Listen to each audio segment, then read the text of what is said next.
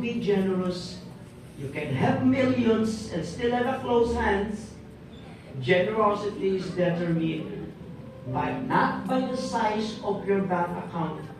Generosity is determined by the condition of that heart. That heart, I may conclude, that heart is really righteous.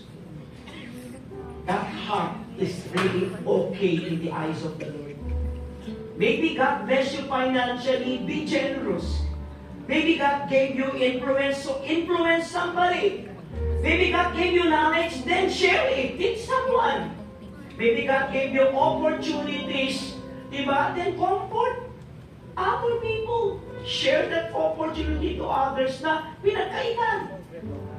Maybe God forgave you, then share that forgiveness. Alam mo, may isang politician, pag pinanonood ko siya lagi,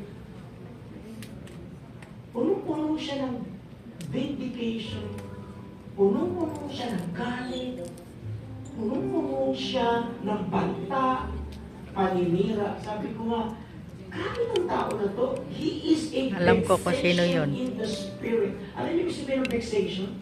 Wala na siya, parang tahimik siya ngayon. Ginakalat nila sa Mali, buong lagi ang Pilipinas tinig. ay galit sa isang tao. Amen, alam ko yun. What a shame.